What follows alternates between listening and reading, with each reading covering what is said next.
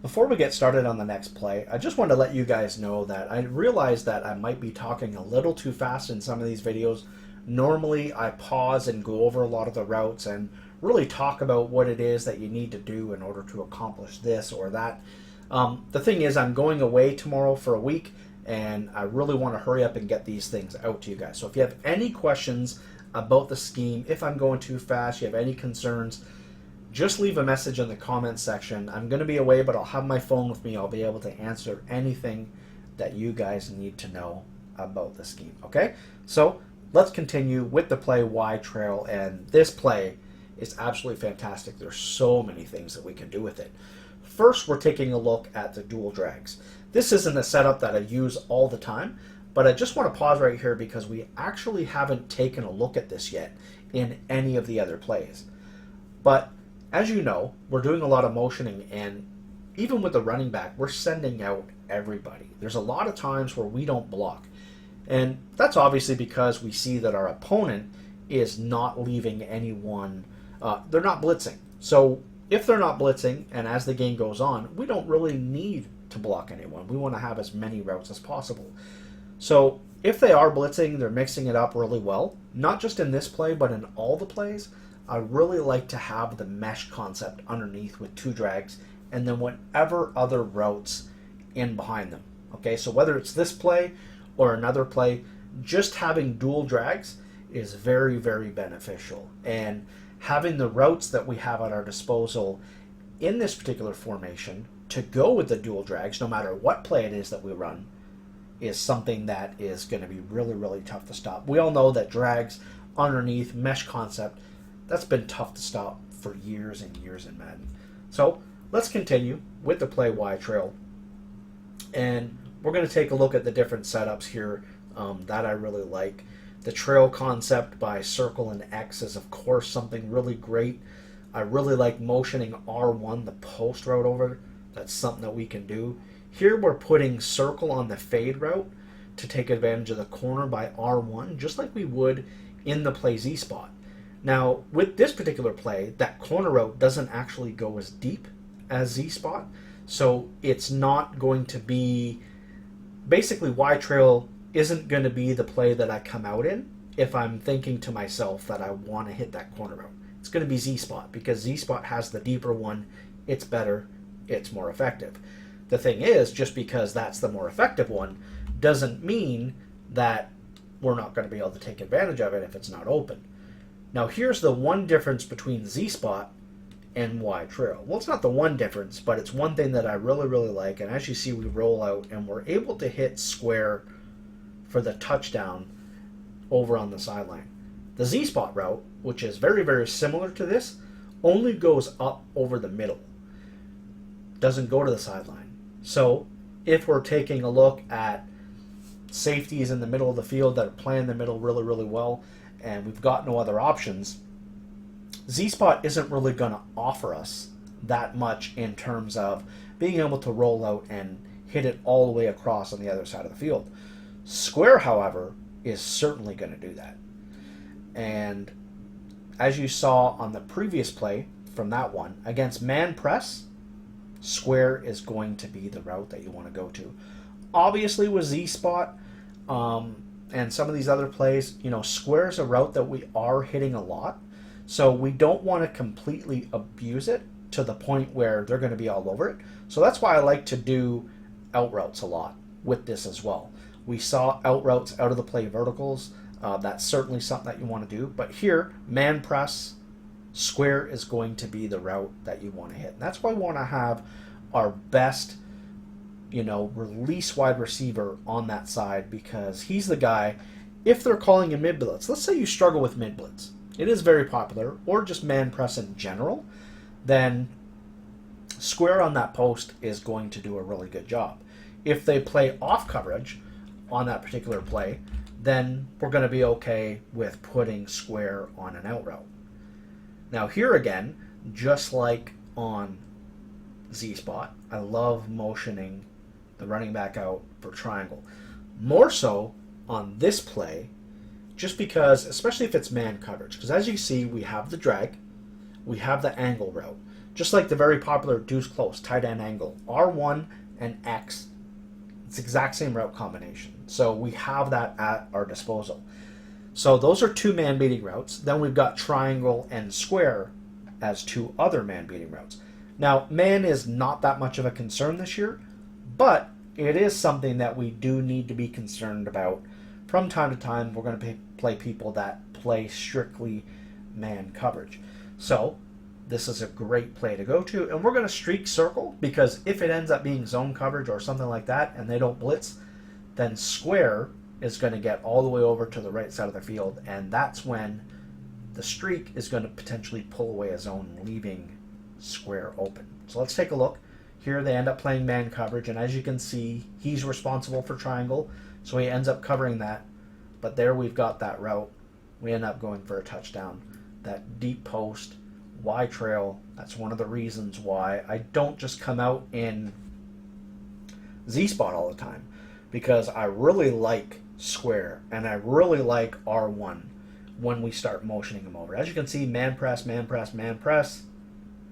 We're just going to beat that all day long as we've got that good guy on the outside. Now here again, we've got the trail concept with circle and X. And we've motioned R1 over this time and put him on a streak. Now the reason I do that again is because if it's like a cover 2, what happens a lot, and I haven't brought this up yet, is the square receiver against cover 2 is actually going to end up being man coverage if we don't motion anyone. So the cloud flat, so that basically the defender on the far left is going to turn into man coverage. So a lot of times he's going to be double covered by the safety and the outside receiver. And that can be very dangerous, or it can be very good. Because if we don't motion anyone and we've got square on a streak, he's actually going to pull away two defenders. And that's why a lot of the stuff that we use works. Because if we're not motioning anyone and they're playing a cover 2 and really guarding over the middle of the field by themselves, and then we've got square taking away two defenders, that's why a lot of these routes over the middle towards the sideline work really, really well. This time we motion the guy over. We see that, I don't even know what he's in. What is this, like a cover 2 invert? Doesn't really matter either way. We pass lead up. He's got two safeties deep, but we pass lead in between both of them. This time we have the running back on a wheel. We don't really feel like he's going to send any pressure. We're good to go. We could throw it a circle, but we see out of the corner of our eye that square is that read. Square is just deadly. And here, just like verticals, we motion the guy out, make him concentrate on the right side of the field. That's why I like to motion that guy a lot. Put his focus on the right side of the field, and then we're able to do whatever we want on the left. So really mixing in smoke screens, out routes, and then leaving it as is with the square route on the play Y trail. As you see here, we're going to keep him on a smoke screen. Everybody backs up, and I thought we were going to hit him there, but we don't. We end up hitting R1 all the way across the field. And this is why I like this play as well, because as I mentioned before, we're doing a lot of motioning throughout this scheme with everybody. So if we motion the slot guy over on just this play only, they're going to know, what it is that we're doing every time we motion R1 over, right? So that's why I really like to mix things up. So here we've got a hitch and a post. So basically a high-low read on the left, and then we're really hoping that we can potentially get this corner route by R1 with the fade. So let's take a look. We got X, which is being played by that defender, and as you see right here, because of the fade, we really have both guys open because he's using the defensive line. So we could hit square or R1, but we're just going to pass lead up, and now we're going for the touchdown. Really, really simple. As I mentioned, if you want to take advantage of the corner route, you really just want to run the play Z-spot. The corner goes deeper, but we can do the exact same thing as you see right here, especially when they play underneath coverage. We can do the exact same thing with R1. And again, we motion him over. He's in the slot. It's so hard to defend. Everything that we're doing, out route, post route, trail concept. We could have ended up hitting actually X on that play as well. I just love it. I love this. And then trail concept. Look, we've got the corner route, and then we've got X going over the middle of the field. Then we've got square. Who's he going to take? He's obviously covering both of those, so we just hit R1. Easy read. Easy read to the corner. This is actually a setup that I really like. I'm going to go back and look at this. So the out route, the post, the streak, and then the angle route out of the backfield. This is a very good setup. Here they're running press coverage, so chances are we're not going to get X open.